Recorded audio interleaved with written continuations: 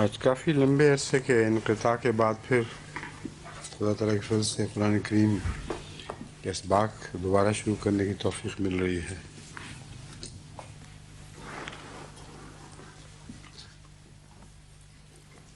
یہ اسی وقت کا لکھا ہوا جب چھوڑا تھا ہم نے؟ ہاں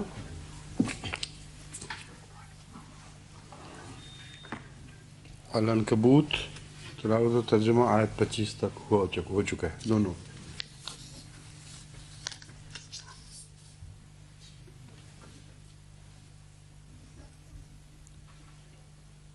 وقال انما سے شروع کرنا ہے۔ اعوذ باللہ من الشیطان الرجیم، بسم اللہ الرحمن الرحیم۔ وقال انما اتخذتم من دون اللہ اوثانا مودة بینکم فی الحیاة الدنیا ثم یوم القیامة یکفر بعضکم ببعض وَيَلْعَنُ بَعْضُكُمْ بَعْضًا وَمَأْوَاكُمُ النَّارُ وَمَا لَكُم مِّن نَّاصِرِينَ۔ کیا ہوا؟ ثم یہاں سے اچھا شروع میں مودتا نہیں لکھا ہوا یہاں، مودتا ہے۔ اچھا تنوین نہیں ہے، وہ غلطی سے وہ موٹا اتنا لکھا ہے، وہ دو میں سمجھا تھا۔ ٹھیک، اچھا کیا آپ نے توجہ دلائی، دوبارہ پڑھتے ہیں۔ وقال انما اتخذتم من دون اللہ اوثانا مودة بینکم فی الحیاة الدنیا ثم یوم القیامة یکفر بعضکم ببعض وَيَلْعَنُ بَعْضُكُمْ بَعْضًا وَمَأْوَاكُمُ النَّارُ وَمَا لَكُم مِّن نَّاصِرِينَ۔ فَآمَنَ لَهُ لُوطٌ وَقَالَ إِنِّي مُهَاجِرٌ إِلَىٰ رَبِّي إِنَّهُ هُوَ الْعَزِيزُ الْحَكِيمُ۔ وَوَهَبْنَا لَهُ إِسْحَاقَ وَيَعْقُوبَ وَجَعَلْنَا فِي ذُرِّيَّتِهِ النُّبُوَّةَ والکتاب وآتیناہ اجرہ فی الدنیا وانہ فی الآخرۃ لمن الصالحین۔ ولوطا اذ قال لقومہ انکم لتأتون الفاحشۃ ما سبقکم بہا من احد من العالمین اینکم لتأتون الرجال وتقطعون السبیل وتأتون فی نادیکم المنکر فما کان جواب قومہ الا ان قالوا ائتنا بعذاب اللہ ان کنت من الصادقین۔ قال رب انصرنی علی القوم المفسدین۔ ولما جاءت رسلنا ابراہیم بالبشریٰ قالوا انا مهلكو اہل هذه القرية ان اہلها كانوا ظالمين۔ قال ان فيها لوطا قالوا نحن اعلم بمن فيها لننجينه واهله الا امراته كانت من الغابرين۔ ولما ان جاءت رسلنا لوطا سيء بهم وضاق بهم ذرعا وقالوا لا تخف ولا تحزن انا منجوك واهلك الا امراتك كانت من الغابرين۔ انا منزلون على اهل هذه القرية رجزا من السماء بما كانوا يفسقون ولقد تركنا منهما آية بينة لقوم يعقلون آية بينة لقوم يعقلون نہیں منہا کو منہما پڑھا گیا، ٹھیک ہے۔ وَلَقَدْ تَرَكْنَا مِنْهَا آيَةً بَيِّنَةً لقوم يعقلون وإلى مدين أخاهم شعيبا فقال يا قوم اعبدوا الله وارجوا اليوم الآخرة ولا تعثوا في الأرض مفسدين فكذبوه فأخذتهم الرجفة فأصبحوا في دارهم جاثمين وعاد وثمود وقد تبين لكم من مساكنهم وزين لهم الشيطان أعمالهم فصدهم عن السبيل وكانوا مستبصرين وقارون وفرعون وهامان ولقد جاءهم موسى بالبينات فاستكبروا في الأرض وما كانوا سابقين فكلا أخذنا بذنبه فمنكم من أرسلنا عليه حاصبا ومنهم من أخذته الصيحة ومنهم من خسفنا به الأرض ومنهم من أغرقنا وما كان الله ليظلمهم ولكن كانوا أنفسهم يظلمون مثل الذين اتخذوا من دون الله أولياء كمثل العنكبوت اتخذت بيتا وإن أوهن البيوت لبيت العنكبوت لو كانوا يعلمون إن الله يعلم ما يدعون من دونه من شيء وهو العزيز الحكيم وتلك الأمثال نضربها للناس وما يعقلها إلا العالمون خلق الله السماوات والأرض بالحق إن في ذلك لآية للمؤمنين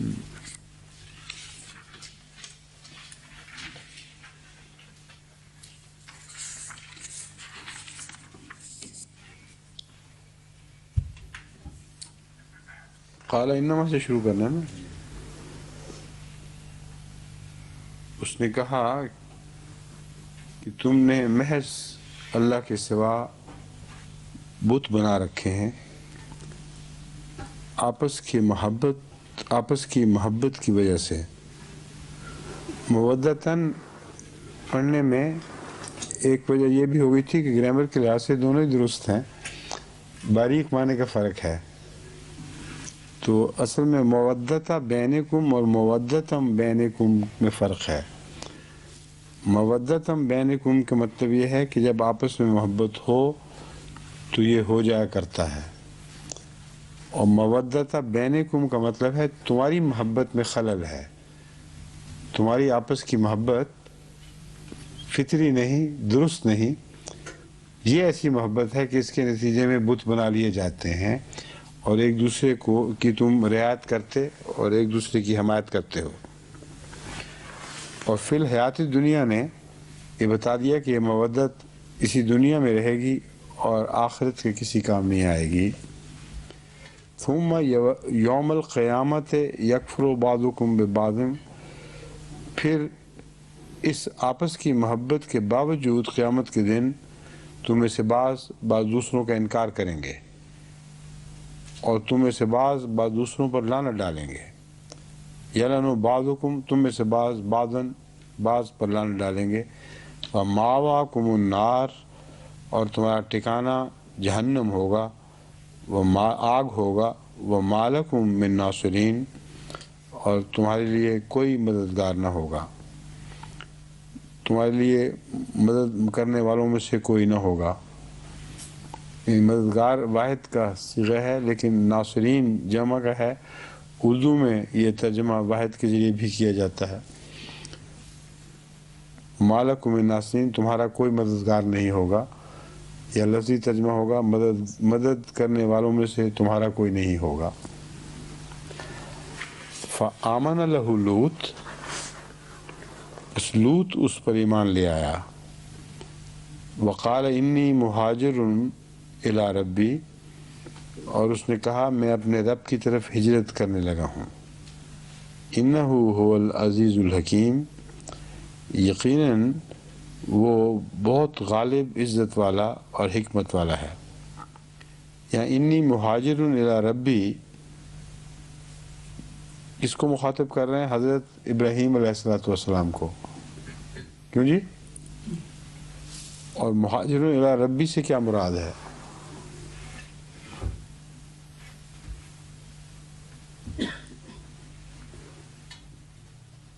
عام طور پر جو ترجموں سے میں نے تاثر لیا ہے وہ یہ ہے کہ وہ جگہ چھوڑ کر ایک دوسری جگہ جا بسے تھے. کیوں فوزیہ، یہی مطلب ہے کہ کچھ اور ہے؟ جس طرح موسیٰ علیہ السلام نے کیا تھا. کچھ نہیں سمجھ آ رہے، آپ بتائیں. جاتا ہے کہ ان کی مخالفت کے مقابل پر نہاں ہم ہو گئے جا رہے، نہاں والا مضمون. اور کوئی؟ اگر حضرت ابراہیم کو مخاطب ہوں تو یہ معنی کرنا گناہ بن جائے گا کہ گویا ابراہیم کی جگہ پہ تو خدا نہیں ہے، اس جگہ کو چھوڑ کر وہ خدا کی طرف ہجرت کر رہے ہیں. اس لیے مہاجرون الی ربی کا ہمیشہ جو بنیادی معنی ہے وہی لینا چاہیے کہ ایسی ہجرت میں جسمانی ہجرت نہیں ہوتی بلکہ روحانی ہجرت ہوتی ہے.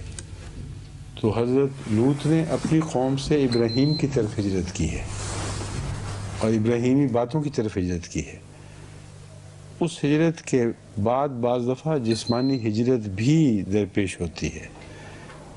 تو وہ ایک ثانوی عمل ہے جو ہجرت الی اللہ کا نتیجہ بنتی ہے. جب انسان ہجرت الی اللہ کرے تو اس کو جگہ چھوڑنے کی ضرورت نہیں. کبھی کسی نبی نے ہجرت الی اللہ کے نتیجے میں جگہ نہیں چھوڑی، لیکن ہجرت الی اللہ مجبور کر دیتی ہے ماحول کی مخالفت کی وجہ سے کہ اس جگہ کو چھوڑو اور اپنی ہجرت الی اللہ کو قائم رکھو. کیونکہ ہجرت الی اللہ بعض تقاضے رکھتی ہے، عبادت کے تقاضے، خدا تعالیٰ کی فرما برداری کے تقاضے، ماحول کی بعض مخالفتوں کے تقاضے. وہ ہجرت پھر جسمانی ہجرت پہ مجبور کرتی ہے، مگر مقصد یہی رہتا ہے کہ اللہ کی طرف ہجرت قائم رہے اور اس میں خلل واقع نہ ہو. تو رسول اللہ صلی اللہ علیہ وآلہ وسلم کی ہجرت نبوت کے وقت بلکہ اس سے بھی پہلے الی اللہ تھی، اور بعد میں جو ہجرت درپیش آئی اس ہجرت کے پہلی ہجرت کے تقاضوں کو بچانے کی خاطر درپیش تھی. تو حضرت لوط کی بعد کی ہجرت اس پہلی ہجرت کا نتیجہ ہے جس کا اس آیت پہ ذکر ہے.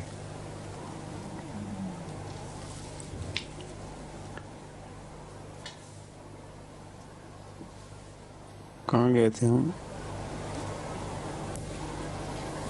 ہاں، فآمن لہ لوط وقال انی مہاجر الی ربی. اگر نعوذ باللہ دوسرا معنی لیا جائے تو ابراہیم کو حضرت لوط یہ کہہ کے چلے گئے ہیں کہ تم تو اپنے رب کے پاس نہیں ہو، میں اپنے رب کے پاس جا رہا ہوں.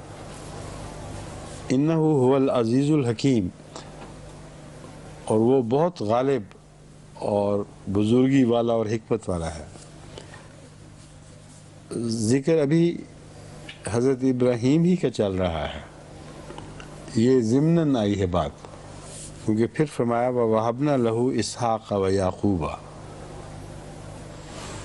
تب ہم نے اسے محبت فرمائی، اسے بخشا اسحاق اور یعقوب کو، یعنی ابراہیم کو بخشے اسحاق اور یعقوب. وَجَعَلْنَا فِي ذُرِّيَّتِهِ، اور اس کی اولاد میں سے بنا دیا، وَجَعَلْنَا فِي ذُرِّيَّتِهِ، اس کی اولاد میں بنائی النبوہ، نبوت، والکتاب، اور کتاب، وَآتَيْنَاهُ أَجْرَهُ فِي الدُّنْيَا، اور اسے دنیا میں بھی اجر عطا کیا. وَإِنَّهُ فِي الْآخِرَةِ لَمِنَ الصَّالِحِينَ، اور آخرت میں بھی وہ صالحین یعنی نیکوکاروں میں شمار ہوگا. اب یہاں وَوَهَبْنَا لَهُ إِسْحَاقَ وَيَعْقُوبَ وَجَعَلْنَا فِي ذُرِّيَّتِهِ النُّبُوَّةَ وَالْكِتَابَ. یہاں کون سی کتاب مراد ہے؟ ذریت سے مراد یہاں ذریت کون سی، کہاں تک، یہ بتائیں شمس صاحب، فرمائیے۔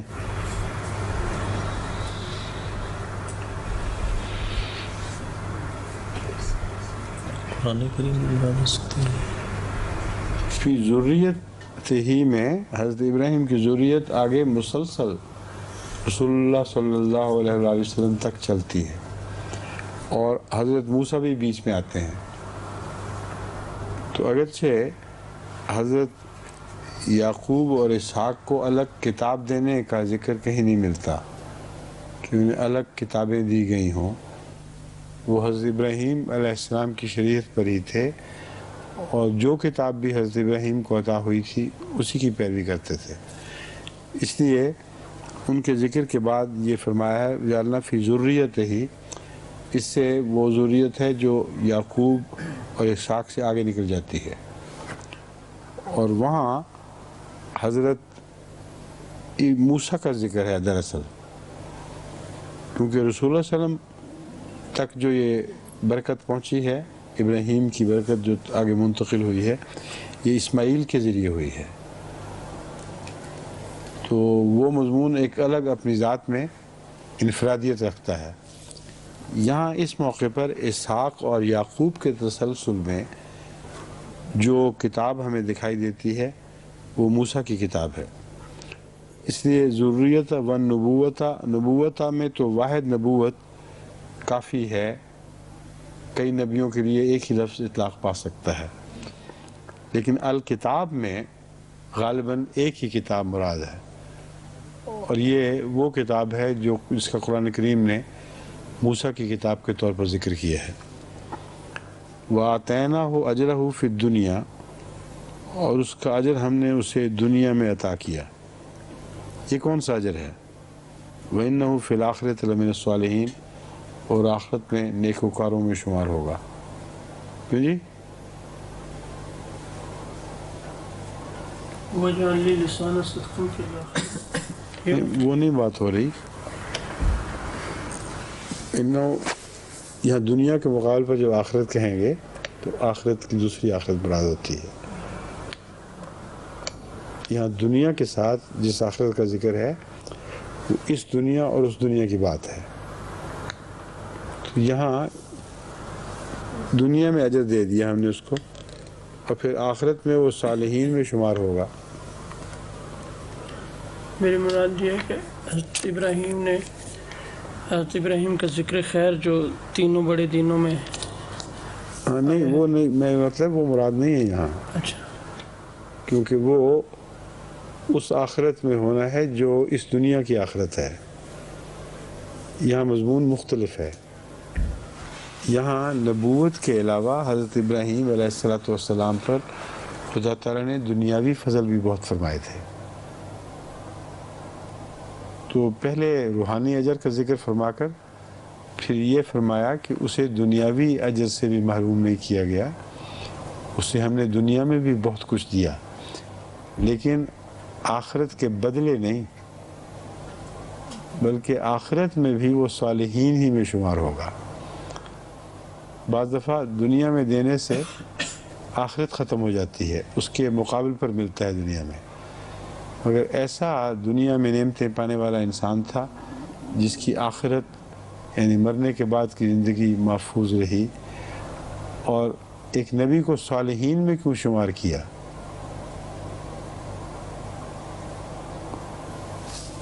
فی الآخرت من النبیین کیوں نہیں فرمایا؟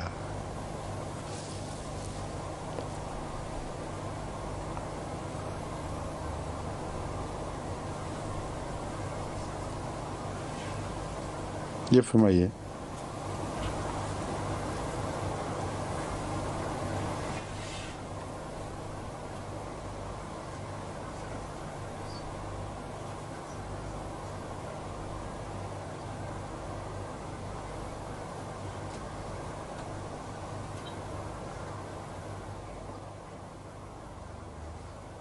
مشکل مسئلہ ہے نا، لیکن نبیوں کو مسلمین بھی کہا ہوا ہے۔ یہ میں سمجھانا چاہتا ہوں کہ المسلم اور الصالح ان کے مدارج بھی نبوت تک جا پہنچتے ہیں. جو آغاز ہوتا ہے وہ المسلم سے ہوتا ہے اور انجام بھی المسلم کی اس حالت پر ہوتا ہے جو کامل حالت ہے. اسی طرح انبیاء کا آغاز صالحیت ہی سے ہوتا ہے اور وہ سارے مدارج طے کر کے جب نبوت تک پہنچتے ہیں تو صالحیت کا درجہ ان کا ساتھ نہیں چھوڑتا. وہی درجہ ہے جو اپنے درجہ کمال میں پہنچ کر نبوت کہلاتا ہے. تو فی الآخرت من الصالحین میں ایک وجہ اس کو حضرت ابراہیم کو صالح کہنے کی یہ ہے کہ نبوت کا انکار نہیں ہے بلکہ آپ کی صالحیت کا اقرار اس کی انتہا کے معنوں میں ہے. وہ اپنے آخری مقام تک صالح رہا ہے. دنیا کے اجر کے ساتھ اس کو جوڑنے کی وجہ میرے نزدیک یہ ہے کہ دنیا میں جو نعمتیں ملیں ان نعمتوں نے اس کی صالحیت پر کوئی بد اثر نہیں ڈالا. اکثر لوگوں کی نعمتیں جو دنیا کی عطا ہوتی ہیں خواہ وہ نیک بھی ہوں کچھ نہ کچھ وہ دنیا میں پھنس کر صالحیت کے تقاضے چھوڑ دیتے ہیں. تو حضرت ابراہیم علیہ السلام دنیا کی نعمتیں پانے کے باوجود صالحیت کے آخری مقام پر فائز رہے اور مرنے کے بعد بھی آپ کا مقام خدا کے نزدیک صالحین ہی میں سے تھا. وَلُوطًا اِذْ قَالَ لِقَوْمِهِ إِنَّكُمْ لَتَأْتُونَ الْفَاحِشَةَ. اب یہ ذکر یہاں رکتا ہے اور ابراہیم لوط کا ذکر چل پڑا ہے. اِذْ قَالَ لِقَوْمِهِ إِنَّكُمْ لَتَأْتُونَ الْفَاحِشَةَ مَا سَبَقَكُمْ بِهَا مِنْ أَحَدٍ مِنَ الْعَالَمِينَ. تم ایک ایسی فاحشہ کے مرتکب ہو چکے ہو، تمہیں ایسی بے حیائی کی ایک عادت یا لت لگ گئی ہے کہ ما سبقکم بہا من احد من العالمین، کہ تم سے پہلے اس کام میں تم سے سب جہانوں میں کبھی کوئی قوم آگے نہیں بڑھی. یہاں ایک بات خاص طور پر توجہ کے لائق ہے. ما سبقکم بہا من احد من العالمین میں ایک معنی یہ ہو سکتا ہے کہ یہ بد عمل اس سے پہلے ساری دنیا میں کبھی کسی نے نہیں دکھایا. میرے نزدیک یہ معنی درست نہیں ہے. ما سبقکم تم سے آگے کبھی نہیں بڑھا کوئی. جس طرح تم اس بے حیائی میں آگے بڑھے ہو، کبھی اس سے پہلے کوئی قوم اس درجہ اس بے حیائی میں آگے نہیں بڑھی کہ وہ کھلے عام گلیوں میں ناچتی پھرے اور کوئی اسے روکنے والا نہ ہو. یہ امر واقعہ ہے. تاریخ عالم گواہ ہے کہ اس بے حیائی میں اس سے پہلے دنیا میں کبھی کسی قوم نے اس طرح کی کرتوتیں نہیں دکھائیں جیسے لوط کی قوم نے دکھائی تھی. اَإِنَّكُمْ لَتَأْتُونَ الرِّجَالَ وَتَقْطَعُونَ السَّبِيلَ. یہ بے حیائی دو طرح پہ سے تھی. ایک مردوں کے ذریعے اپنی نفسانی خواہشات پوری کرتے، وَتَقْطَعُونَ السَّبِيلَ اور رستوں پہ ڈاکے ڈالتے تھے. وَتَأْتُونَ فی نادیکم المنکر اور تم اپنی مجلس میں بھی ناپسندیدہ کلام ہی کیا کرتے تھے.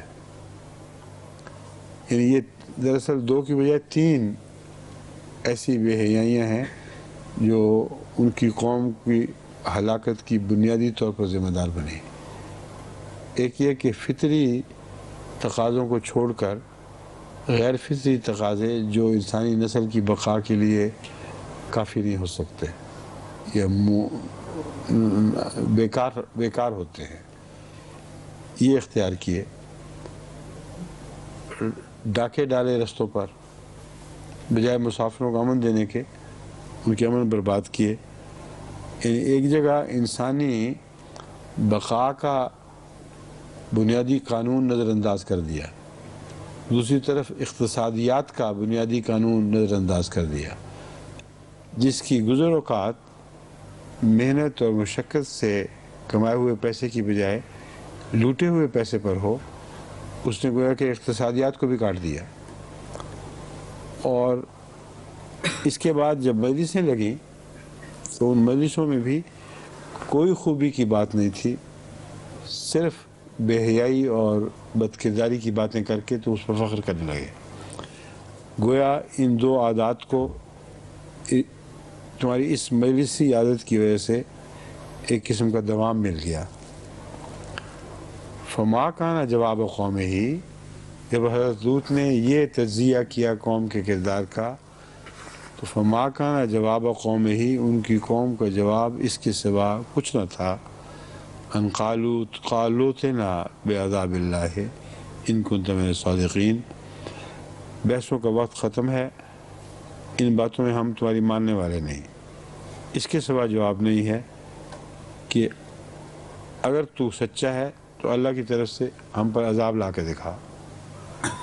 تو حضرت لوط کی قوم کا عذاب ان کی قوم ہی کا مانگا ہوا عذاب تھا، اور اس عذاب کو انہوں نے چیلنج بنا دیا تھا۔ قال رب انصرنی علی القوم المفسدین، حضرت لوط نے یہ عرض کیا، رب اے میرے رب، رب انصرنی میری مدد فرما، علی القوم المفسدین فساد کرنے والی قوم کے خلاف۔ ولما جات رسولنا ابراہیم بالبشرا، اور جب ہمارے رسول یعنی خدا کے بھیجے ہوئے فرشتے ابراہیم کے پاس بالبشرا خوشخبری لے کر آئے، قالوا انا مہلکو حال حاضر القریت ان اہلہا کانوا ظالمین، انہوں نے کہا کہ ہم یقیناً ہلاک کرنے والے ہیں اس بستی کے رہنے والوں کو، اس بستی کے اہالیان کو یا اس رستے میں بسنے والوں کو۔ ان اہلہا کانوا ظالمین، یہ اس بستی میں رہنے والے ظالمین ہیں۔ یہ فقرہ یا تو حضرت لوط کی طرف آنے والے فرشتوں کی طرف منسوب کیا جا سکتا ہے، یا اللہ تعالیٰ کی طرف سے ایک دائمی قانون کا اظہار سمجھا جا سکتا ہے۔ ان اہلہا کانوا ظالمین، یہ ایک دائمی صداقت کا اظہار ہے کہ ایسے لوگ جن کو خدا ہلاک کیا کرتا ہے وہ اللہ کی نظر میں ظالم ہو چکے تھے، اس کے رہنے والے ظالم ہو چکے تھے، اور اگر انہوں نے ہی بات بڑھا کر یہ کہا ہو ان اہلہا کانوا ظالمین تو یہ بھی بعید نہیں۔ قال ان فیہا لوطا،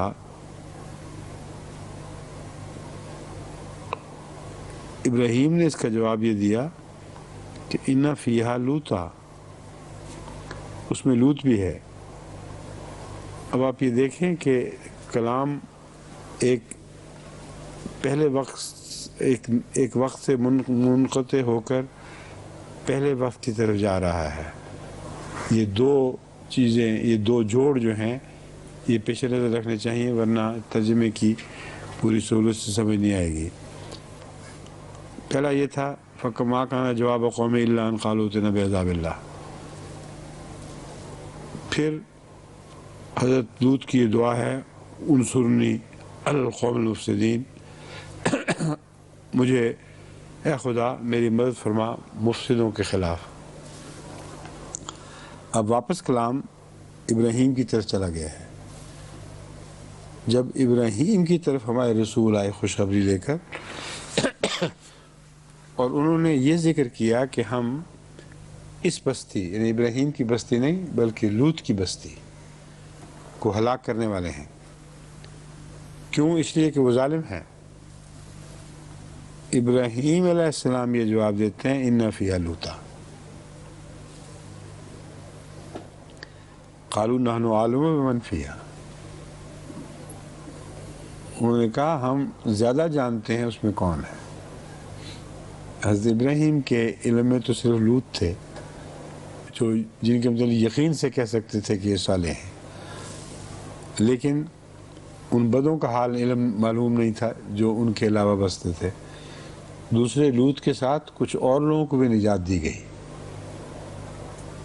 جو ان کے ساتھ سفر پہ روانہ ہوئے ہیں. ان کا بھی ذکر نہیں کیا. ذکر لوط کا کیا، حالانکہ بائبل کے دوسرے تذکرے میں ملتا ہے کہ حضرت ابراہیم بار بار یہ بحث کر رہے تھے کہ اس میں اور بھی لوگ ہیں اور بھی لوگ ہیں. تو لوط کیوں کہا؟ صرف اکیلے لوط کا کیوں ذکر کیا؟ جبکہ ثابت شدہ حقیقت ہے کہ حضرت ابراہیم نے اسی موقع پر دوسرے صالحین کی بھی بات بڑھائی تھی اور بات چلائی تھی اور کہا تھا کہ اور بھی رہنے والے ہیں، اتنے ہوں تو کیا خدا تو پھر بھی نہیں بخشے گا. اب یہاں پہنچ کے صرف لوط کا ذکر کر دیتے ہیں. کیا وجہ ہے؟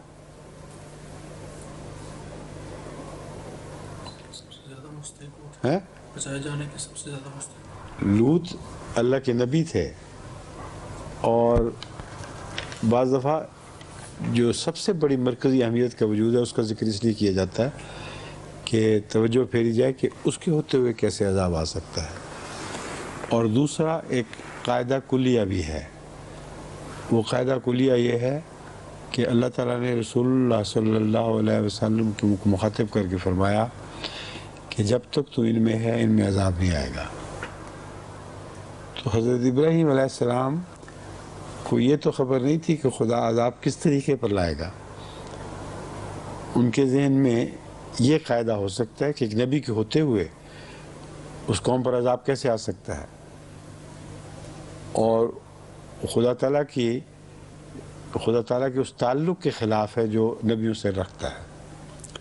تو انا فیہا لوطا میں یہ دونوں حکمتیں ہیں کہ ان میں لوط موجود ہے، اس کے ہوتے ہوئے کیسے عذاب آئے گا.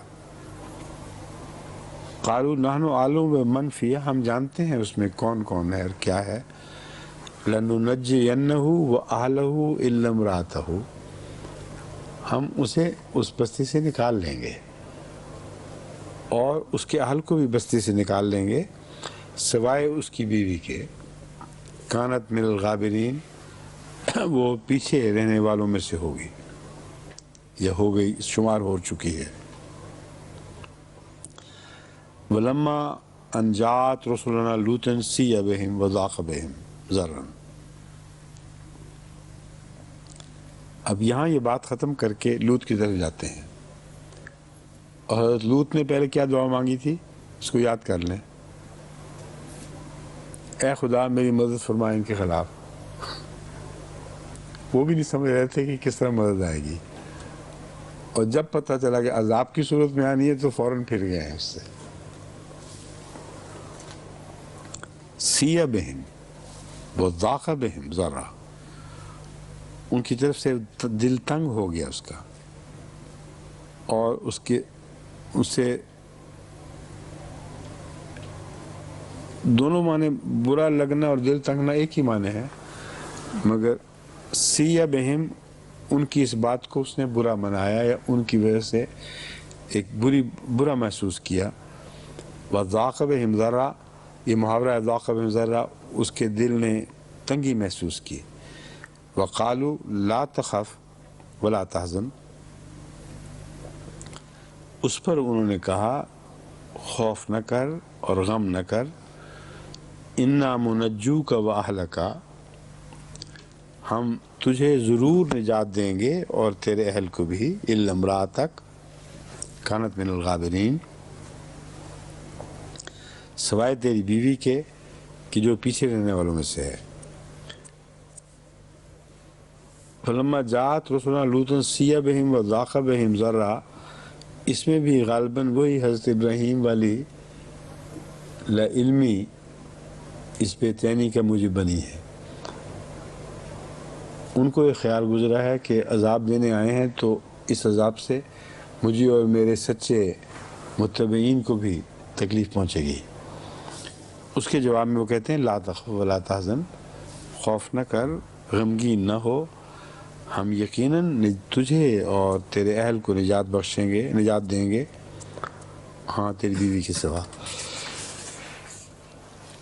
انا منزلون علی اہل هذه القریۃ رجزا من السماء بما كانوا یفسقون، یقیناً ہم اس بستی پر اور اس کے رہنے والوں پر آسمان سے عذاب اتارنے والے ہیں، بما كانوا یفسقون، اس وجہ سے کہ جو وہ فسق و فجور کیا کرتے تھے۔ وَلَقَدْ تَرَكْنَا مِنْهَا آیَةً بَيِّنَةً لِقَوْمٍ يَعْقِلُونَ، اور یقیناً ہم نے اس میں ترکنا، اس میں چھوڑی، یہاں منہما جو لفظ میں نے پڑھا تھا یہ کسی لکھنے کی غلطی کی وجہ سے نہیں بلکہ اپنی غلطی کی وجہ سے دماغ مضمون الجھا ہوا تو منہما و منہا پڑھ گیا ہوں۔ تو بعض دفعہ اس قسم کی غلطی بھی ہو جاتی ہے کہ دیکھے تو صاف نظر آتا ہے کہ منہا ہونا چاہیے مگر وہ بے خیالی میں پڑھا جاتا ہے، یہاں اس لیے میں نے یہ پڑھا تھا، یہ غلطی تھی۔ وَلَقَدْ تَرَكْنَا مِنْهَا آیَةً بَيِّنَةً، اور ہم نے اس میں ایک کھلا کھلا نشان چھوڑا، لِقَوْمٍ يَعْقِلُونَ، ایک ایسی قوم کے لیے جو عقل رکھتی ہے۔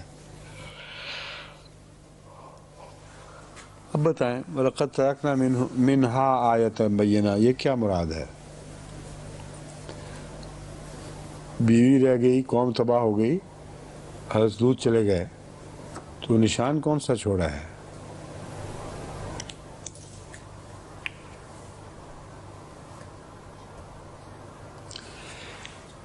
اس میں وہ جو آثار قدیمہ پر غور کرنے والے ہیں میرے نزدیک ان کی طرف اشارہ موجود ہے کہ اگر ایسا نشان چھوڑا ہے جو عقل والوں کے لیے بعد میں خدا تعالیٰ کی طرف سے ہدایت کا موجب بننا ہے تو ظاہر ہے کہ یہ نشان محفوظ رہنا چاہیے۔ اور لوط کی بستی کے تعلق میں دوسری آیات یہ بتا رہی ہیں کہ لازماً یہ نشان محفوظ رہا ہے۔ نشان یہ ہے کہ خدا تعالیٰ نے جیسا کہ بیان فرمایا ان کو ضرور ایسی بستی ملے گی جس میں بین ہی وہی واقعہ گزرا ہوگا جو قرآن کریم نے بیان فرمایا ہے۔ جب تک یہ بستی دریافت نہ ہو اس وقت تک یہ ایک دعویٰ رہے گا، لیکن ہم نے ایک نشان چھوڑ دیا ہے، مطلب ہے اس کو اسی حال پہ محفوظ کر دیا ہے۔ اب آئندہ آنے والے جب تحقیق کریں گے تو ان کو وہ نشان معلوم ہوگا اور عقل والے لوگ اس نشان کو تلاش کر لیں گے۔ وَإِلَىٰ مَدْيَنَ أَخَاهُمْ شُعَيْبًا، اور مدین کی طرف ہم نے ان کا بھائی شعیب بھیجا۔ فَقَالَ يَا قَوْمِ اعْبُدُوا اللَّهَ وَارْجُوا الْيَوْمَ الْآخِرَ وَلَا تَعْثَوْا فِي الْأَرْضِ مُفْسِدِينَ، پس اس نے کہا اے میری قوم، اللہ کی عبادت کر، اللہ کی عبادت کرو، ورجو الیوم الآخرہ، اور یوم آخر کی امید رکھو، ولا تعثوا فی الارض مفسدین، اور زمین میں مفسد بنتے ہوئے، فساد پھیلاتے ہوئے نہ دوڑو نہ چلو پھرو۔ تعصوا کا خود معنوی فساد کرنا ہی ہے، اور مفسدین بھی تو مطلب ہے فساد کی نیت سے کھلے بندوں فسق و فجور میں مبتلا نہ بن رہو، کیونکہ اس صورت میں تم زمین میں فساد پھیلا دو گے۔ فَكَذَّبُوهُ فَأَخَذَتْهُمُ الرَّجْفَةُ، بس انہوں نے اس کو جھٹلا دیا، فَأَخَذَتْهُمُ الرَّجْفَةُ، تو ان کو ایک سخت زلزلے نے آ پکڑا، فَأَصْبَحُوا فِي دَارِهِمْ جَاثِمِينَ، اور وہ اپنے گھروں میں گھٹنوں کے بل جا پڑے، یا ایسے ہو گئے کہ جیسے گھٹنوں کے بل پڑا ہوا انسان ہو۔ وَعَادًا وَثَمُودَ، اور ہم نے عاد کو بھی ہلاک کیا اور سمود کو بھی۔ وَقَدْ تَبَيَّنَ لَكُم مِّن مَّسَاكِنِهِمْ، اور ہم نے ان کے گھروں یعنی ان کی بستیوں کو تمہارے لیے ایک نشان کے طور پر چھوڑا ہے، کیونکہ یہ اظہار ہے وقت تبین لکم، تم پر یقیناً ظاہر ہوگا، یہ ظاہر کر دیا گیا ہے، من مساکنہم، ان کی بستیوں کا حال، ان کے گھروں کا حال۔ وَزَيَّنَ لَهُمُ الشَّيْطَانُ أَعْمَالَهُمْ، اور شیطان نے ان کے اعمال کو زینت بنا کر دکھایا تھا، خوبصورت کر کے دکھایا تھا ان کے لیے۔ فَصَدَّهُمْ عَنِ السَّبِيلِ، اور ان کو رستے سے ہٹا دیا تھا۔ وَكَانُوا مُسْتَبْصِرِينَ، اور وہ دیکھنے والے تھے، دیکھ رہے تھے۔ مطلب یہ ہے کہ یہ قومیں جن کو شیطان رستے سے ہٹاتا ہے وہ اپنی بے راہ روی کو معلوم کر لیتے ہیں، محسوس کر لیتے ہیں، اس کے باوجود بے راہ ہوتے ہیں، اس لیے ان کو سزا ملتی ہے۔ تو مستبصرین کا مطلب ہے کہ یہ جرم کرنے والی قومیں ساری ایسی تھیں جن کو اپنے جرم دکھائی دے رہے تھے اور یہ سمجھتے تھے کہ پکڑے نہیں جائیں گے، اس لیے جرم کے گواہ وہ خود بن چکے تھے، ان پر عذاب ثابت ہو چکا تھا، اور چونکہ وہ مستبصر ہونے کی حالت میں ہدایت کے رستے سے ہٹے ہیں، اس لیے اس دنیا میں جو ان کو سزا مل گئی ہے یہ ان پر واجب آتی تھی۔ وقارون و فرعون و حامان، اور قارون کو بھی اور فرعون کو بھی اور حامان کو بھی ہم نے ہلاک کر دیا۔ وَلَقَدْ جَاءَهُمْ مُوسَىٰ بِالْبَيِّنَاتِ، ان کے پاس موسیٰ کھلے کھلے نشان لے کر آیا۔ فَاسْتَكْبَرُوا فِي الْأَرْضِ، تو انہوں نے زمین میں تکبر سے کام لیا۔ وَمَا كَانُوا سَابِقِينَ، اور وہ ہماری پکڑ سے آگے بھاگ نہیں سکتے تھے۔ وَمَا كَانُوا سَابِقِينَ، اور وہ نہ تھے آگے بڑھنے والے۔ کیوں جی مومن صاحب، اس کا کوئی اور معنی آپ کریں گے یا یہی معنی کریں گے؟ یہی ہے۔ ہاں، سابقین فی الارض یعنی باقی قوموں کی طرح انہوں نے بھی پکڑا جانا تھا اور پکڑے گئے، اور وہ ہماری سزا سے بھاگ نہیں سکے۔ پھر فَكُلًّا أَخَذْنَا بِذَنبِهِ، ان میں سے ہر ایک کو ہم نے اس کے گناہ کے باعث پکڑا۔ فَمِنْهُمْ مَنْ أَرْسَلْنَا عَلَيْهِ حَاصِبًا، ان میں سے ایسے بھی تھے جن پر پتھراؤ کیا گیا، ان پر پتھروں کی بارش برسائی گئی۔ ارسلنا علیہم حاصبا، حاصب پتھروں کے مے کو کہتے ہیں۔ ومنہم من اخذتہ الصیحۃ، اور ان میں ایسے بھی تھے جنہیں ایک خوفناک گرج نے آ پکڑا۔ ومنہم من خسفنا بہ الارض، اور ان میں ایسے بھی تھے جن کو ہم نے زمین میں گاڑ دیا۔ ومنہم من اغرقنا، اور ایسے بھی ان میں تھے جن کو ہم نے غرق کر دیا۔ وما کان اللہ لیظلمہم، اور ہرگز اللہ کے لیے ممکن نہیں کہ ان پر ظلم کرتا۔ ولیکن کانوا انفسہم یظلمون، لیکن یا بلکہ وہ خود اپنی جانوں پر ظلم کرنے والے تھے یا ظلم کیا کرتے تھے۔ یظلمون۔ مثل الذین اتخذوا من دون اللہ اولیاء کمثل العنکبوت، مثل الذین اتخذوا من دون اللہ اولیاء، ان لوگوں کی مثال جنہوں نے اللہ کے سوا اولیاء بنا رکھے، یعنی دوست پکڑ لیے، یعنی شریک ٹھہرا لیے خدا کے۔ کمثل العنکبوت، مکڑی کی سی مثال ہے۔ اتخذت بیتا، اس نے بھی ایک گھر بنایا ہے۔ وَإِنَّ أَوْهَنَ الْبُيُوتِ لَبَيْتُ الْعَنْكَبُوتِ، اور حقیقت یہ ہے کہ سب گھروں میں سب سے کمزور گھر مکڑی کا گھر ہے۔ لَوْ كَانُوا يَعْلَمُونَ، کاش وہ اس حقیقت کو جانتے۔ یہ جو مثال ہے اس کو پہ غور کریں کیسے چشمہ آ رہی ہے، چشمہ ہو رہی ہے، بتائیں کون؟ آپ شمس صاحب؟ آپ؟ اس کا گھر ہوتا ہے بہت مضبوط ہوتا ہے. اچھا. اسی طرح جو دنیاوی بناتے ہیں دوست بظاہر جاہ و جلال والے ہوتے ہیں تو سمجھا جاتا ہے کہ وہ کیا بناتے ہیں؟ جو دوست جن کو بناتے ہیں خدا کے سوا، ہاں. وہ دنیا میں جاہ و جلال والے ہوتے ہیں اور وہ سمجھ رہے ہوتے ہیں کہ ان کی دوستی جو ہے وہ ان کے کام آئے گی بہت. لیکن جیسے مکڑی کا گھر جو ہے وہ کمزور ہوتا ہے دراصل. مضبوط ہوتا ہے کہ کمزور ہوتا ہے؟ جی مضبوط ہوتا ہے کہ کمزور ہوتا ہے؟ بظاہر مضبوط ہوتا ہے لیکن ٹوٹنے میں بظاہر کمزور ہوتا ہے، کیونکہ مکڑی کے جالے کو تو ہر دوسری چیز یوں اڑا کے لے جاتی ہے. شاخیں ہلیں تو وہ مارا جاتا ہے، اس لیے وہ ایسی جگہ بناتی ہے جہاں ہوا نہ چلے. اور جو عام جانور اور پرندے وہ اس میں پھنستے نہیں ہیں، وہ نکل جاتے ہیں اس کو توڑ کے. لیکن یہاں مثال ان کی ہے جو خود شریک ٹھہراتے ہیں. انہوں نے کیا بنایا ہے؟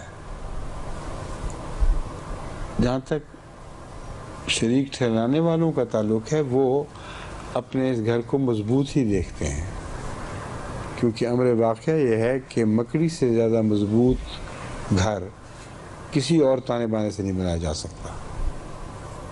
کیونکہ سائنسدانوں نے یہ تحقیق کی ہے کہ اگر لوہے کے سٹیل کے تار بھی بنائے جائیں اتنے وزن کے جس وزن کے مکڑی کے جالے سے گھر بنایا جاتا ہے، اس جالے کا کہ وزن کا اگر سٹیل ہو تو اس جالے سے کمزور ہوگا.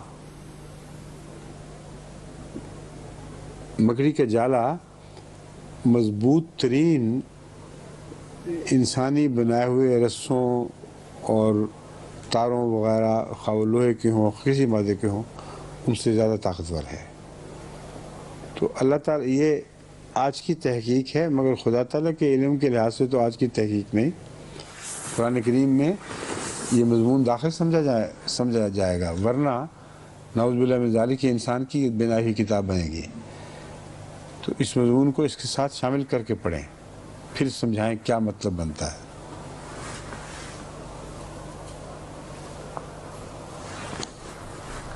یسو صاحب؟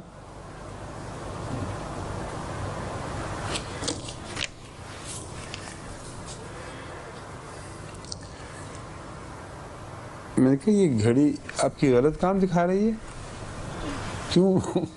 مجھے دھوکہ دینے کے لیے یا مکڑی والا حساب ہے؟ انہوں نے تھوڑی نا ان کا ذہن ادھر تھا تو وہ آن کرنے میں بھول گئے تھے. اچھا، کیونکہ میری گھڑی اور بات بتا رہی ہے، آپ کی گھڑی اور بات بتا رہی ہے.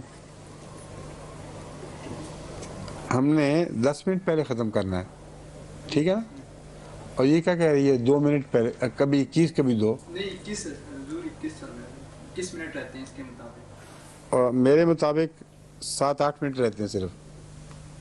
10 منٹ رہتے ہیں. نہیں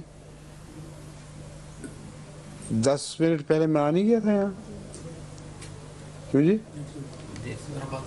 ہاں بعد میں آیا تھا. تو پھر ٹھیک ہے، آپ کے حساب سے کیا رہتا ہے؟ 10 منٹ. ٹھیک ہے، 10 منٹ میں انشاءاللہ ختم کریں گے. ان اللہ یعلم ما یدعون. ہاں، مکڑی کے گھر کی بات پہلے ختم کر لیں. بتائیں ہمیں جو سائنٹسٹ ایک شاگرد بیٹھا ہوا ہے وہ ہے فوزیہ شاہ. اس نے سائنس پڑھی ہوئی ہے اور سب کچھ. وہ ایسے مسائل پر بسا اوقات لب کشائی کرتی ہے. حل کریں یا نہ کریں یہ ان کی مرضی ہے، لیکن لب کشائی کر سکتی ہیں. آپ بتائیں، بولیں. اس حقیقت کو پیش نظر رکھتے ہوئے کہ نئی تحقیق یا پرانی تحقیق بے تعلق بات ہے، اللہ کے علم میں جس نے قرآن کریم ہمیں عطا فرمایا ہے، جس وقت یہ مکڑی کی جالی کی بات ہو رہی تھی اس کی ہر حقیقت اس پر روشن تھی. ایسی حقیقت بھی جو ابھی تک کے زمانوں اب تک کی تحقیق کے علم میں نہیں آ سکی. اس لیے کم سے کم اس درست تحقیق کو جو ہمارے علم میں آ چکی ہے خدا کے علم کی طرف منسوب کرنا ہمارے لیے ضروری ہے. اس کے بعد اس کا ترجمہ ہو سکتا ہے. اب بتائیں، مثال کو کھولیں، کس کی مثال کیسے دی جا رہی ہے؟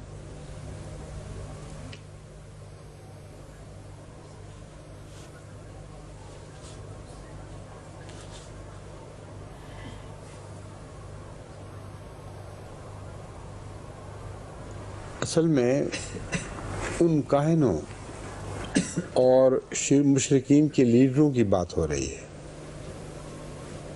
جنہوں نے پاگلوں کو پھنسانے کے لیے ایک کاروبار بنایا ہے، اور وہ کاروبار ایسا بنایا ہے کہ بڑے مضبوط دھاگے اپنی طرف سے تیار کیے ہیں اس شرک کی تائید میں.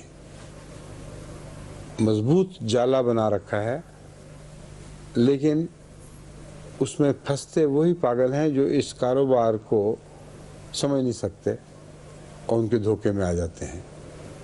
یہاں مکھیاں وہ جھوٹے معبود نہیں ہیں، ورنہ مضمون بالکل بگڑ جائے گا.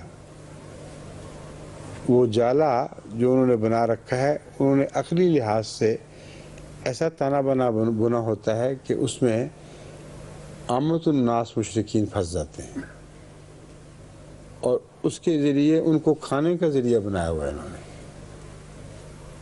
مکھی جیسے چوس جاتی ہے پھر اس کو مکڑی، اس طرح وہ اس کو چوس جاتے ہیں.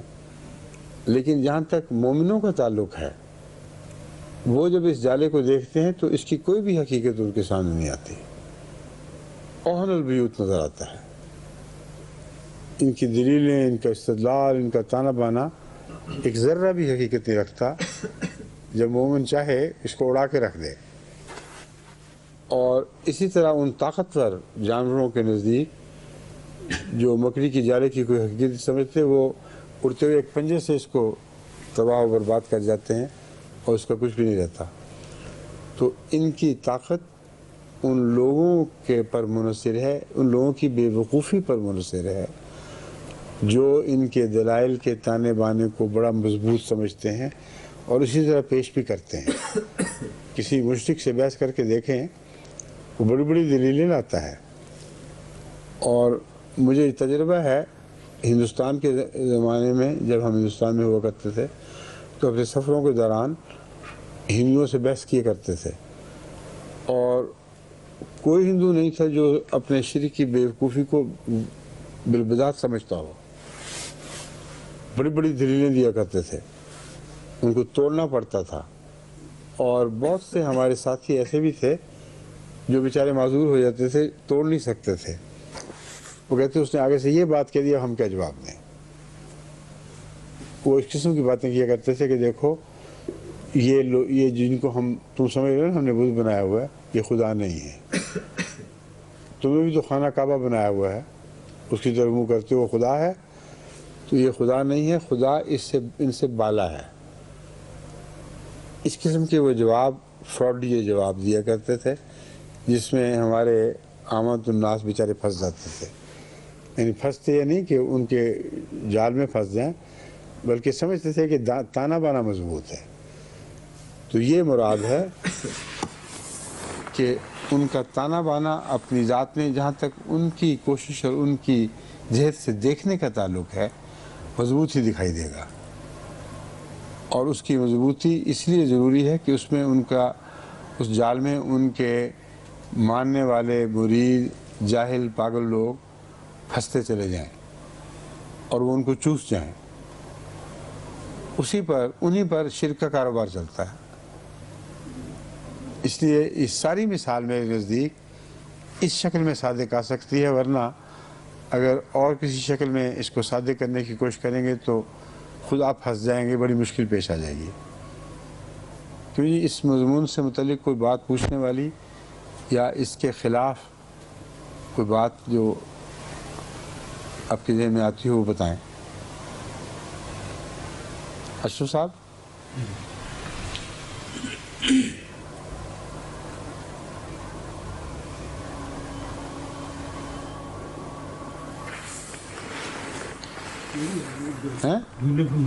ٹھیک ہے، اور تو جو انسان پیش کرتا ہے اپنے کو مضبوطی پیش کرتا ہے، وہ آپ نے جس طرح اپنی مونچھوں کو تاؤ دیا ہوا ہے اور جس طرح کٹاؤ کیا ہے اس کا جوان دکھائی دیتے ہیں ماشاءاللہ، ہیں، اور سر کو ڈھانپ لیا ٹوپی سے، تو یہ بھی ایک مضبوط تانا بانا ہے. لیکن افسوس یہ ہے کہ کوئی بیوقوف پھنسنے والا نہیں. ہاں وہ ٹھیک ہے.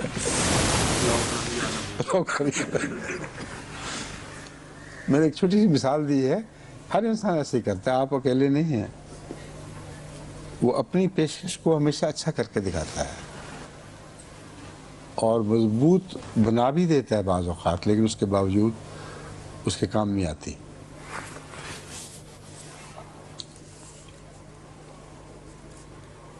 لو کانوا یعلمون، کاش کہ وہ جانتے کہ یہ ساری چیزیں بیکار اور بے مقصد ہیں، ان کی کسی کام نہیں آئیں گی. ان اللہ یعلم ما یدعون من دونہ من شیء، اللہ بہتر جانتا ہے ما یدعون من دونہ من شیء، وہ اس کے سوا جو جن چیزوں کو پکارتے ہیں ان کی حقیقت کیا ہے. وَهُوَ الْعَزِيزُ الْحَكِيمُ، اور وہ بہت غالب بزرگی والا اور حکمت والا ہے.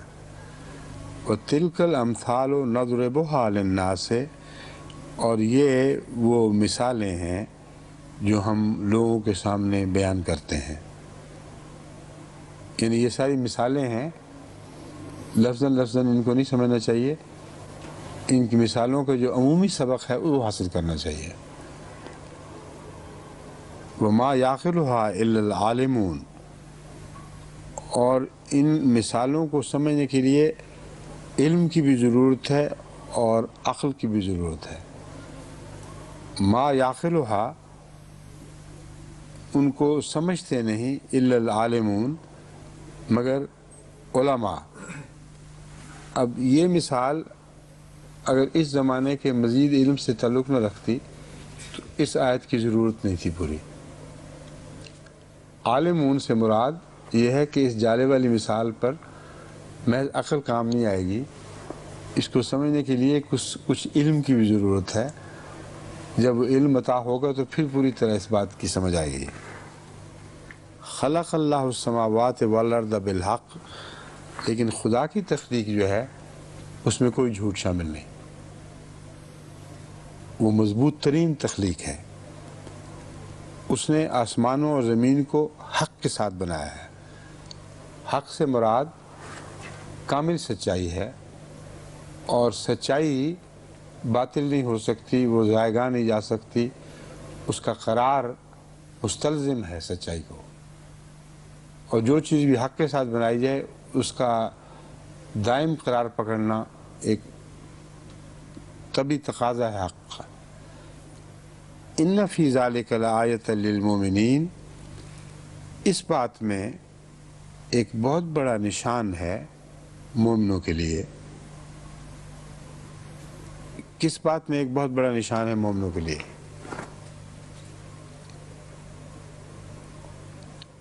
یہ طے کر دیں تو وقت ختم ہو جائے گا، 1 منٹ رہ گیا.